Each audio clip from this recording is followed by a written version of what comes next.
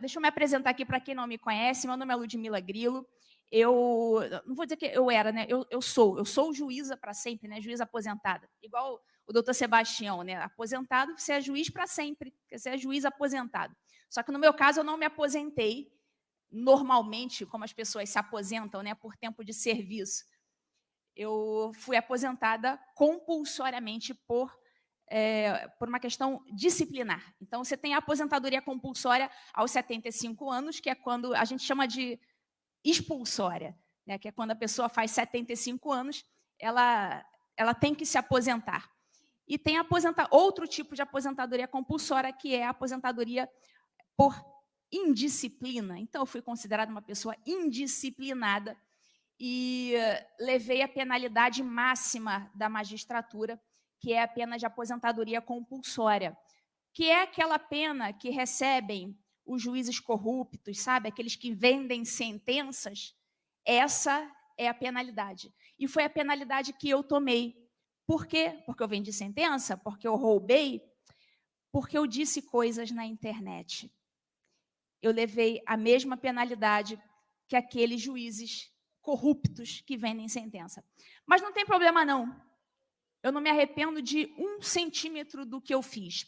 E ontem aqui subiu no palco aquele rapaz americano, eu esqueci o nome dele, eu anotei aqui, Greg Gibson. Greg Gibson. E ele falou uma frase que eu falei, putz, esse é o tema da minha palestra que eu preparei. Ele falou aquela frase que é atribuída ao Benjamin Franklin, que é se você abre mão de um punhado da sua liberdade em troca de alguma segurança, isso significa que você não merece nem a liberdade e nem a segurança. Ele falou, e eu concordo completamente com essa frase. Se você está abrindo mão daquela sua liberdadezinha, tal, não, preciso ficar protegidinho aqui, a pessoa fica ali se protegendo, né, tentando se preservar ali, quando está vendo tudo ruir ao seu redor. Essa pessoa não merece realmente nenhuma dessas duas coisas. Não merece nem a liberdade nem a segurança. Então, concordo inteiramente com ele. Quando lá no início dos anos 2016, 2017, eu já era aluna do professor Olavo, eu acompanho o professor Olavo desde final de 2012. Eu estou há um tempo aí nessa do olavismo, né? Então, lá para os anos 2016, 2017, eu já era olavista nível master, nível premium. Então, eu já dentro da magistratura, eu já era juíza desde 2013. E, digamos que eu fiz ali causava muita confusão ali dentro da magistratura, né, com aquelas ideias subversivas que eu, né, disseminava dentro ali do ambiente da magistratura, no ambiente dos juízes. E eu disseminava umas ideias ali, tinha os grupos de Facebook, e eu sempre lançava aquelas ideias subversivas, liberdade pessoal. Que história é essa de juiz ativista, ativismo judicial? Né, eu falava do Barroso, o pessoal, você não pode falar do Barroso, o Barroso é, abre aspas, seu chefe, né, o cara lá do STF, como é que pode uma juizinha de primeiro grau falando do Barrosão da massa, falando do Gilmar, né? Quem és tu?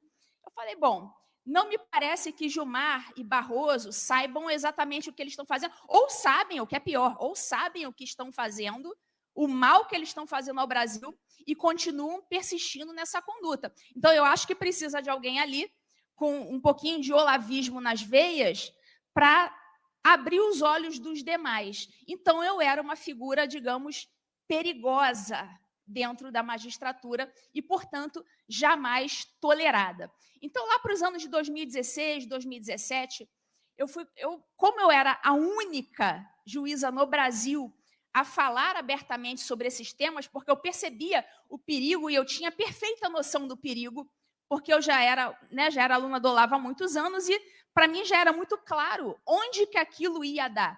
O ativismo judicial do STF já estava assim, extremamente exacerbado e, para mim, aquilo era muito claro, mas para outros juízes não era.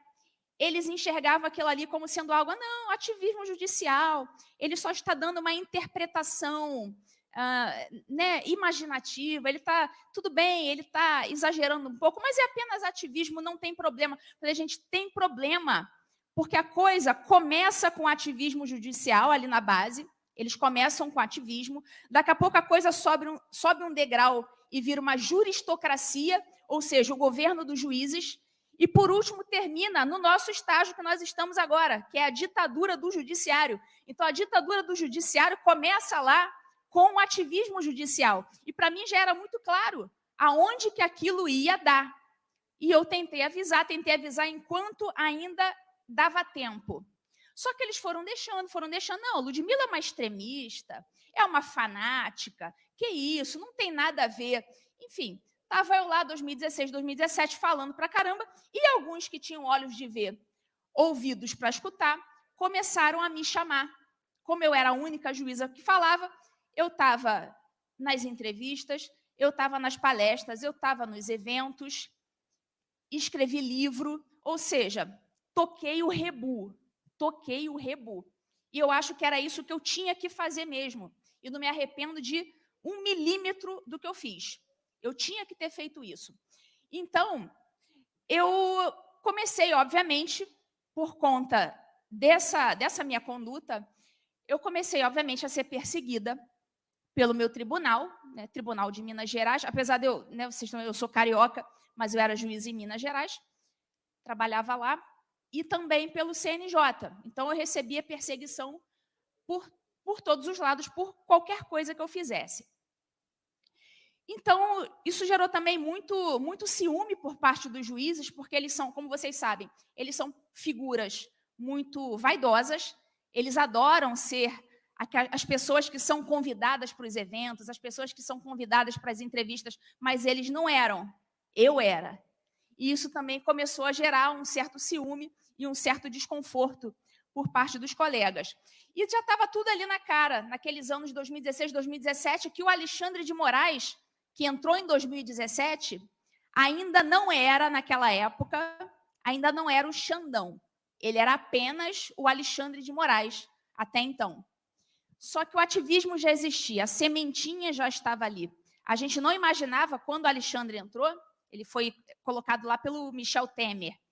A gente não imaginava, eu acho que até o próprio Michel Temer não imaginava que ele iria se transformar naquilo que ele se transformou depois. Então, isso não era muito previsível naquela época. Mas já havia sinais de que o STF ia começar a extrapolar das suas funções. Sabe quando a mocinha começa a namorar um cara cafajeste, que ele dá sinais, ele começa a dar sinal, só que ela prefere não enxergar, ela está ali apaixonadinha, aí finge que não vê, aí tem um dia que ele a trata mal, que ele dá uma resposta meio atravessada, meio enviesada, e a mocinha, não, coitadinha, estava no mau dia, e vai, né, criando justificativas para justificar aquele namoradinho cafajeste por quem ela está apaixonadinha. E começa a se justificar.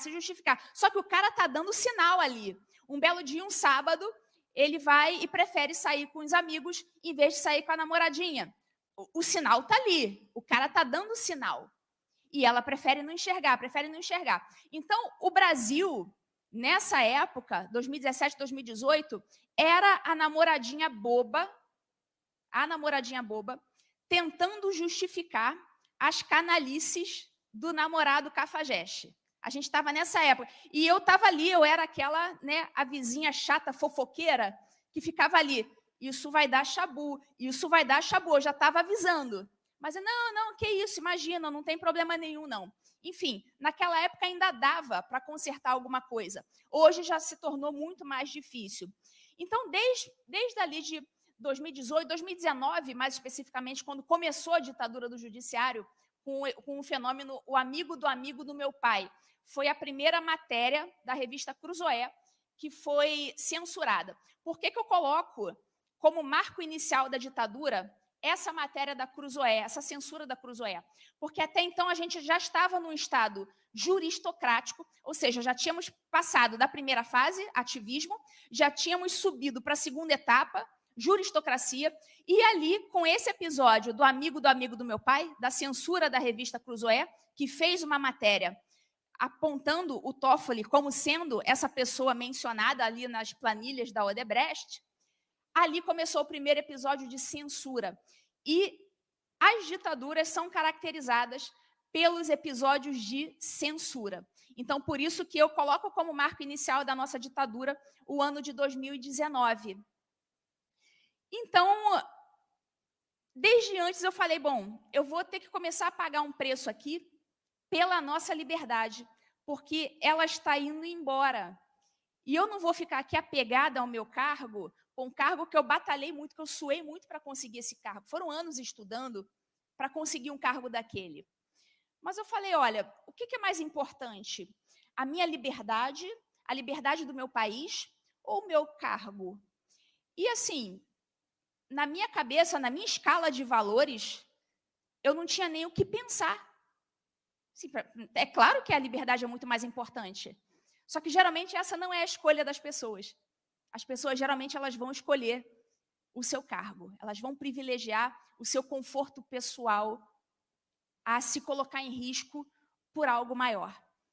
Mas esse preço ele tem que ser pago, e ele tem que ser pago por algumas pessoas, ainda que seja uma meia dúzia ali que se colocam em condição de sacrifício.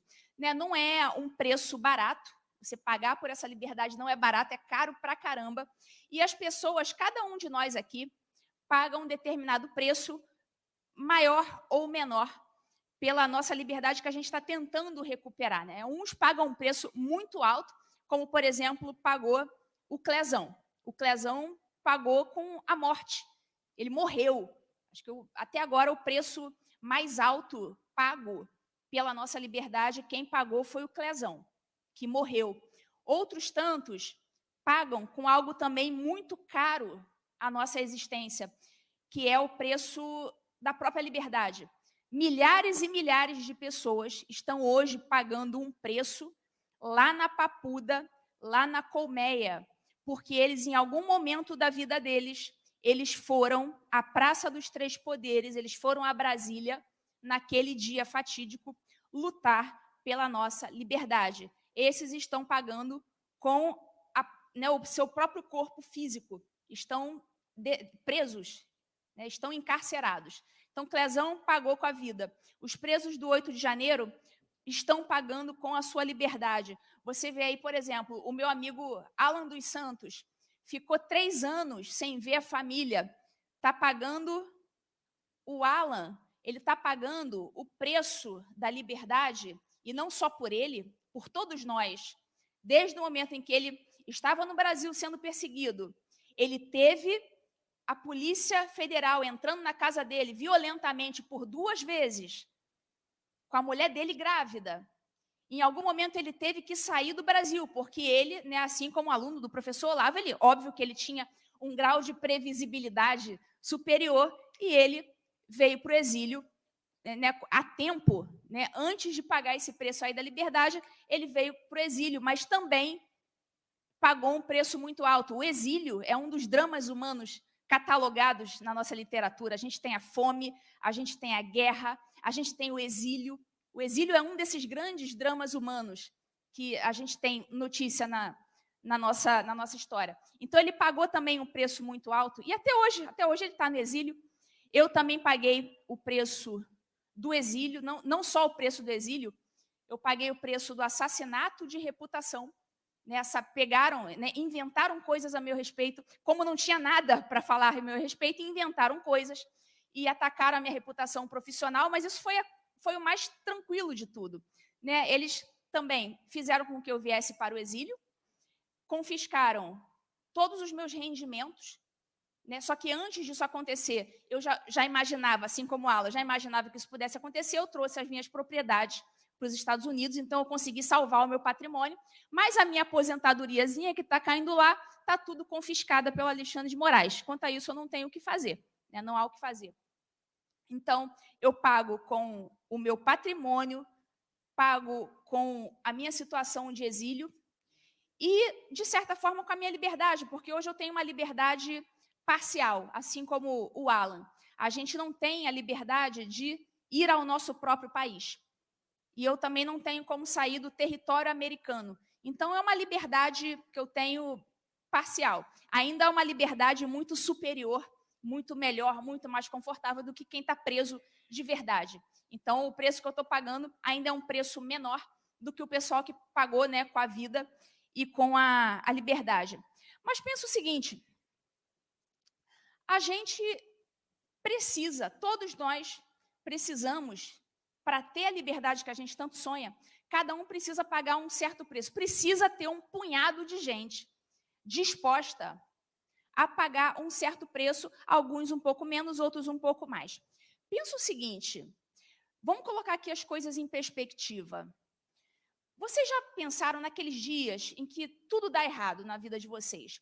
Por exemplo, alguém pega o cartão de crédito de vocês e clona. Aí chega lá uma mensagem dizendo que você gastou 10 mil dólares, sei lá, no Walmart. Você, opa, peraí, eu não gastei isso aqui não. Aí você começa a ficar preocupado, aí você liga para o banco e fica esperando e ninguém te atende. Aquilo ali já acabou com o seu dia. Já é algo ruim na sua vida. Ou um dia que você está atrasado para ir não sei aonde e você, no meio do caminho, teu pneu fura. E você perde teu compromisso e você se estressa, aquilo ali já acabou com o teu dia. Às vezes um simples chuveiro elétrico. Tá? Você está na sua casa, deu problema, o chuveiro parou de funcionar. Ou faltou luz. Faltou luz, ficou um tempão faltando luz e as tuas coisas que estavam na geladeira todas pereceram, você vai ter que jogar tudo fora. Isso não é algo que te chateia, mas chateia profundamente. Por que eu estou falando isso? Por que eu estou dando esses exemplos? Porque são exemplos de coisas ruins que acontecem nas nossas vidas, coisas ruins, digamos, corriqueiras, são coisas que acontecem com cada um de nós. Acho que cada um de nós já deve ter passado por uma das situações aqui que eu mencionei, que a gente fica chateado, arrasado na hora que aquilo acontece, estraga o nosso dia. Agora, coloquem isso em perspectiva. Tudo isso que eu citei são problemas corriqueiros. Agora, pensa naquelas pessoas em que não foi um pneu, não foi um chuveiro, não foi o cartão clonado, é o Estado apontando o dedo para você, colocando um alvo na sua testa, no seu CPF, não é no seu grupo. Quando o Estado, a máquina estatal, a botina do Estado, faz assim na sua cabeça, não é na cabeça do seu colega, não é na cabeça do seu bairro, não é no seu grupo profissional, é na sua cabeça, no seu CPF, quando você é o alvo.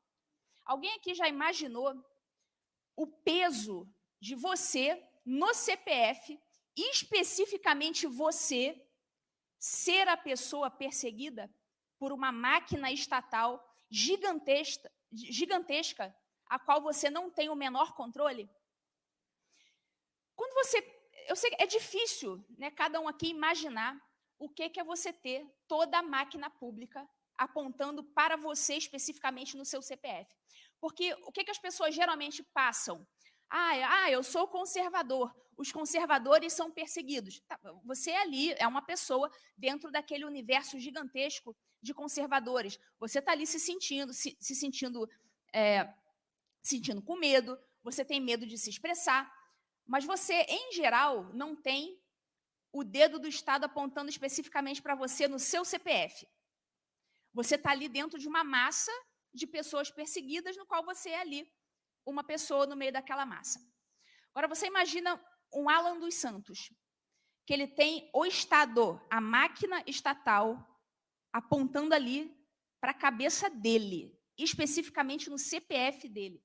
Eu estou colocando isso para que todo mundo perceba que algumas pessoas estão pagando preços muito altos pela nossa liberdade. E imagine você se ninguém tivesse essa disposição para lutar nesse nível. Vocês já imaginaram o nível de escravidão que nós estaríamos nesse exato momento? Se não tivesse um professor Olavo de Carvalho que tivesse vindo para cá, para os Estados Unidos, para poder falar, daqui ele podia falar o que ele quisesse, e mesmo assim foi perseguido pra caramba. Perseguido pra caramba. Imagina se não tivesse um professor Olavo de Carvalho para fazer o que ele fez, para gerar, ensinar a nova geração de intelectuais, como ele mesmo falava, que era a obra dele. Ele falou, eu vou gerar a nova geração de intelectuais que vai ensinar daqui para frente e depois da minha morte. Imagina se ele não tivesse feito isso e aceitado a perseguição que ele sofreu. Imagina, por exemplo, o próprio Jair Bolsonaro, que tomou uma baita de uma facada, quase morreu, e até hoje ele sofre os efeitos. Toda hora ele tem que ir para o hospital para fazer algum procedimento lá da facada, que, sei lá, vai infeccionando, que não sei o que acontece, que ele toda hora tem que ir para o hospital, e quase morreu, e sofreu assassinato de reputação. Imagina a vida do Bolsonaro, um dia na vida do Bolsonaro, nos últimos 4 anos, né? Durante os 4 anos do mandato dele. Imagina se ele não topasse passar pelo que ele passou, porque era previsível que ele ia passar por aquilo ali. Aquele homem não teve um dia sequer de paz. Já se colocaram no lugar do Bolsonaro, um dia só. Imagina você, assim, até para mim, eu que já sofri assassinato de reputação em nível nacional, eu mesma também não consigo me colocar no lugar do Bolsonaro, porque contra ele era algo muito mais poderoso, mais insistente, e a carga de negatividade que ia em cima dele todos os dias da vida dele. Não tinha um dia que esse homem tivesse paz. Então, é muito difícil você viver uma vida dessa forma e suportando toda essa carga pesada da máquina pública, do aparato estatal, com todas as armas apontadas para você no seu CPF. Então, essa minha fala aqui hoje é uma fala sobre justamente o preço da liberdade. Algumas pessoas pagam esse preço muito alto e por todos nós, Então, eu sou grata ao presidente Bolsonaro por ter posto a vida dele, né, e a paz dele. Esse homem não vive em paz e não vive em paz até hoje. Ele vai pagar por esse preço para o resto da vida dele, enquanto ele viver. Ele vai pagar esse preço. O professor Olavo, o Alan dos Santos e todas essas pessoas, inclusive muitos anônimos, inclusive que estão aqui sentados nesse auditório hoje, porque eu sei que muitos de vocês aqui organizam manifestações, financiam faixas, cartazes, promovem esse tipo de movimento político que a gente sabe que são perseguidos.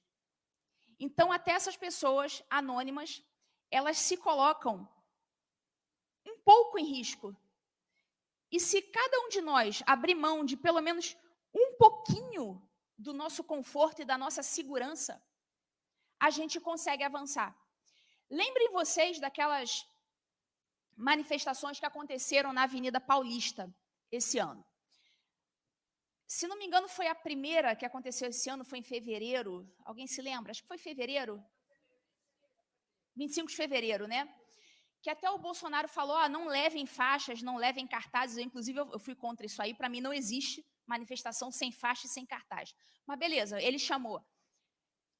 Muita gente, eu via, inclusive, influencers, dizendo, olha, é perigoso, vocês já viram o que aconteceu no 8 de janeiro. Não teve gente falando isso?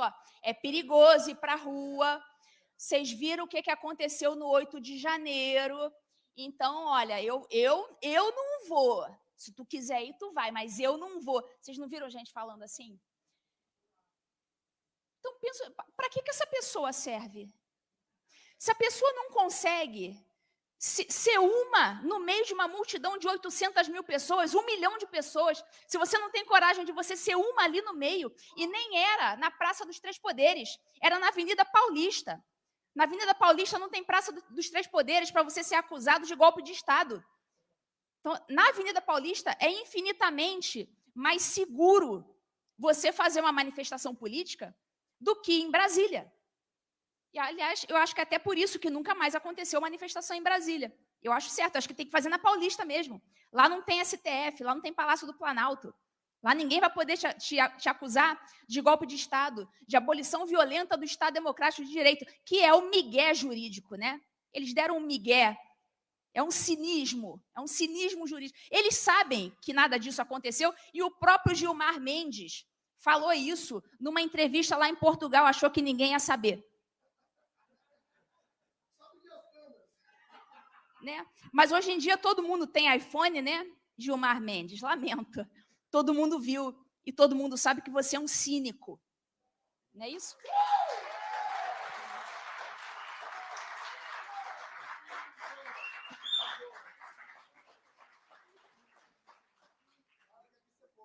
Oi? Justamente, aqui é o Zagalo, né? Vão ter que me engolir.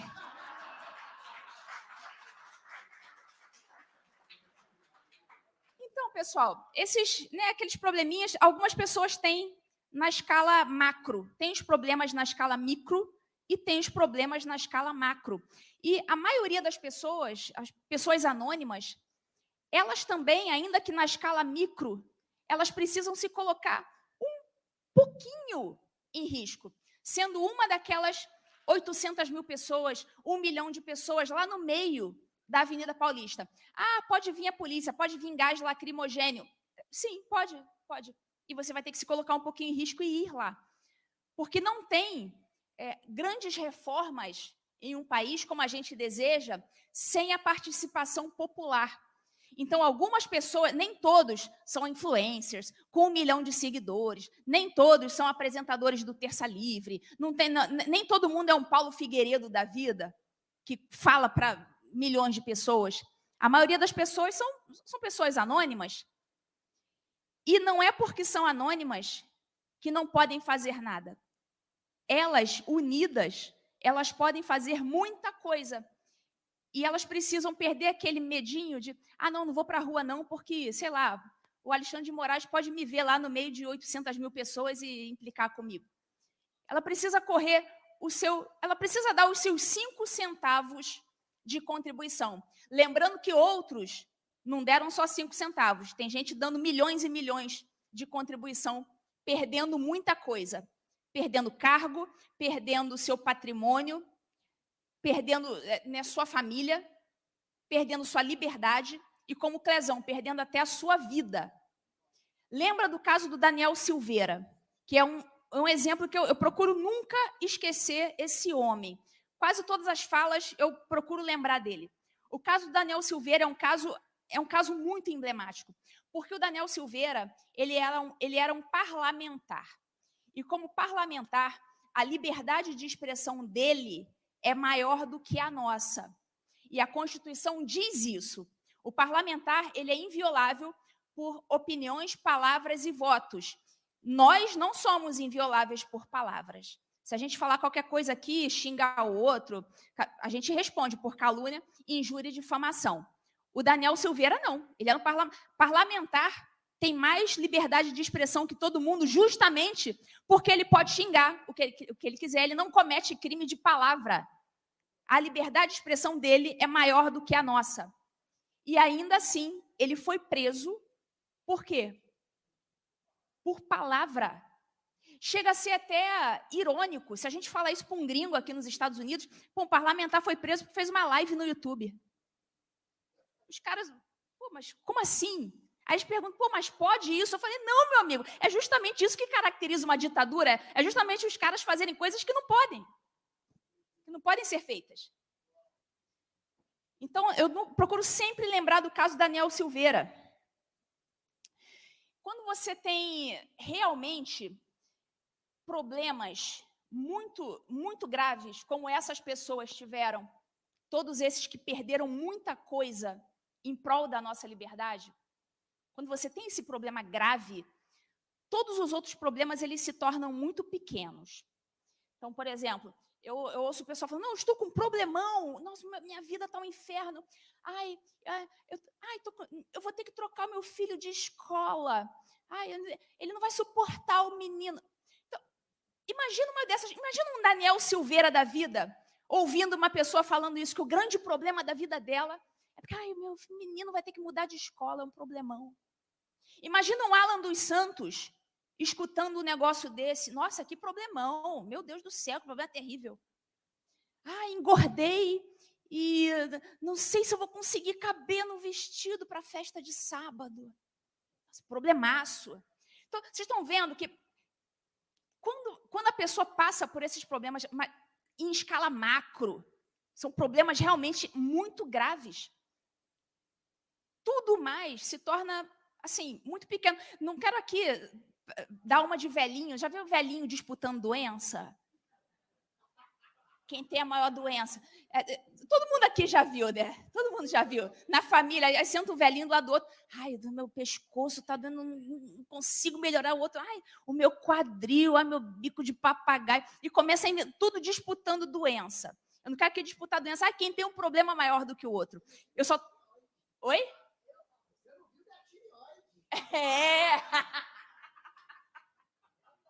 Exatamente. Isso porque você não viu minha tireoide, minha filha. Aí fica aquela disputa de doença. Então, não quero aqui ficar disputando, né, quem tem o maior problema. É só porque todo mundo consiga colocar na sua cabeça que cada um tem que dar os seus 5 centavos de contribuição, ainda que sejam 5 centavos, porque de 5 centavos em 5 centavos, a gente tem 1 milhão. Então, todo mundo precisa dar pelo menos um pouquinho. E algumas pessoas, claro, vão dar mais, né, em escala macro, como essas pessoas todas que eu citei aqui. Esse preço, ele precisa ser pago pelo menos por um punhado de pessoas. E aqueles anônimos se juntem para dar pelo menos um pouquinho e a gente conseguir mais um montão. Então, esse preço, pessoal, ele é muito alto. Quando todas essas forças do Estado, eles se voltam contra você no seu CPF, que é algo que a maioria das pessoas nunca vai experimentar essa situação. Não recomendo. Mas, enfim, não recomendo, mas também não me arrependo, sabe?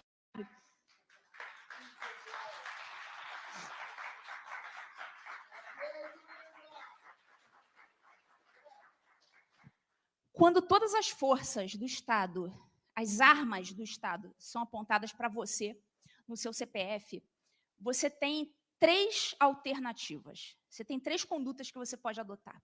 A primeira delas é se curvar, se humilhar, falar assim, Senhor, vou te obedecer.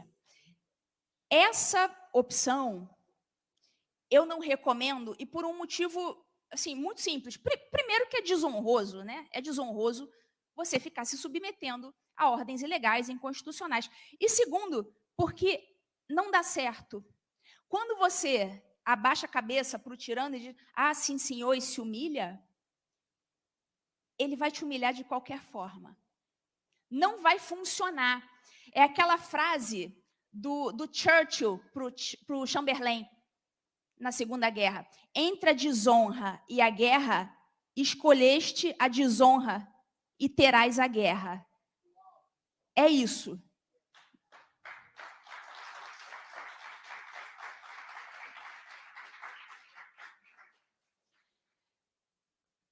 Então não dá certo. Não recomendo você se curvar, porque você vai sair desonrado e vai ter a guerra do mesmo jeito. Eles não podem sentir o cheiro de sangue, que eles vão como tubarões.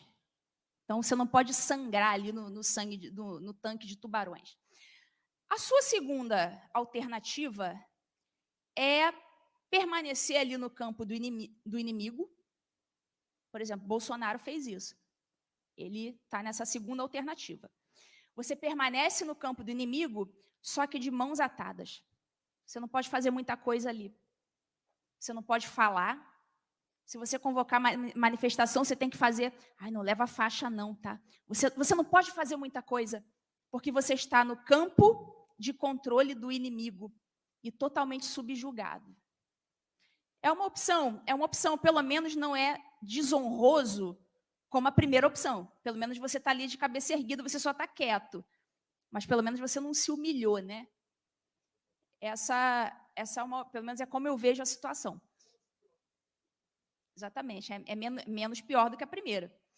E a terceira hipótese, que foi a hipótese que foi o caminho que eu escolhi, é você sair do campo de controle do seu inimigo. Então eu falei, bom, eu sou mais fraca que ele, mais fraca no sentido de não ter o poder da caneta. Eu sou mais fraca, nesse ponto, nesse quesito eu perco. Então eu vou sair do campo de controle dele. E foi o que eu fiz aqui no exílio. E muitas, centenas, agora a gente sabe que centenas de pessoas estão fazendo isso. Muitos estão vindo aqui para os Estados Unidos e outros estão indo para a Argentina, né, como a gente ficou sabendo que tem acontecido aí nos últimos tempos, né? E eles, inclusive, estão marara. Eles pediram a listinha, né, de pessoas que entraram na Argentina, porque eles não se conformam, porque agora eles não têm como meter a mão nessas pessoas. Né? Se as pessoas pediram asilo, não tem mais como pegar. É perder o Mané. Perdeu Alexandre de Moraes.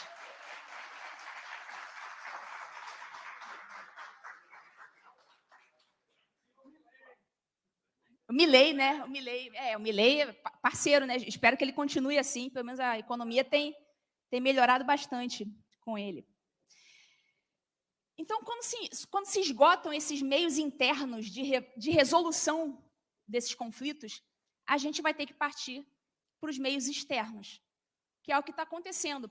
Essa reviravolta que está acontecendo agora, ainda não dá para dizer que é uma reviravolta, mas quem tem olho de ver vai perceber que até mesmo a imprensa esquerdista, a extrema imprensa, até a UOL, a esquerdista UOL, já está fazendo discursos contra o Moraes, e discursos explícitos. Quem tem olhos de ver está vendo. Isso não acontecia até antes do fenômeno Elon Musk em abril. Então, a gente via de vez em quando um editorial do Estadão falando, olha, o Alexandre de Moraes, né, está dando umas decisões um pouco duvidosas, cheio de, pisando em ovos, sabe? Cheio de medo. Isso já vinha acontecendo há algum tempo. Depois do fenômeno Elon Musk, eles já passaram a dizer a palavra censura, até a mídia esquerdista. Mônica Bergamo, que é uma esquerdista, extrema esquerda, falou, de Moraes está censurando. Eles já estão ligando o nome Alexandre de Moraes, a palavra censura, coisa que até há 2 meses isso não acontecia. Só a mídia, só a Gazeta do Povo, a Revista Oeste, o Brasil Sem Medo, falavam a palavra censura ligada ao nome Alexandre de Moraes. Agora, até o UOL, o jurista Walter Maerovitch, que é um desembargador aposentado do Tribunal de Justiça de São Paulo, ele é colunista da UOL. E ele é o tipo do cara esquerdista que já escreveu até, já disse até que Bolsonaro tem alma de genocida, coisa assim que esse cara falou. Esse mesmo cara esquerdista, outro dia escreveu uma matéria na UOL, quem quiser se divertir, pegue este artigo, eu não lembro agora, mas é só digitar lá, Walter Maerovitch, gentalha de toga. Ele chamou o STF de gentalha de toga, com essas palavras. E são, o que são? Aquilo ali é uma gentalha, é gentinha mesmo. E falou um monte de coisa, falou, olha, esses juízes do STF são fofoqueiros, ele falou isso, palavras dele, na UOL. Vocês conseguem imaginar uma coisa dessa? Isso sendo falado na UOL. Foi agora, tem poucas semanas. São fofoqueiros, falam fora dos autos, frequentam eventos custeados por recorrentes em processos que eles vão julgar, e eles não se constrangem com isso, de estar tendo despesa paga em congressinho, sei lá, em Lisboa, não sei aonde, paga pelas pessoas que são partes dos processos que eles estão julgando. Então, esse cara lançou a braba e escreveu esse artigo. Tempos depois, umas semanas depois, o mesmo Walter Maerovitch, esquerdista da UOL, fez um artigo cujo título era, já não lembro exatamente como ele escreveu, mas era algo do tipo, já é hora do impeachment de Alexandre de Moraes. Ele foi agora, tem 2 semanas, mais ou menos, na UOL.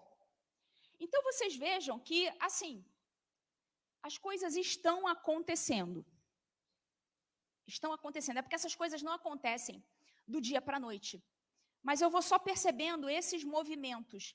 E o movimento da extrema imprensa já está sendo agora no sentido de largar a mão do Moraes. Eu não sei se ele já percebeu. Ele me parece ser bastante idiota para não ter percebido.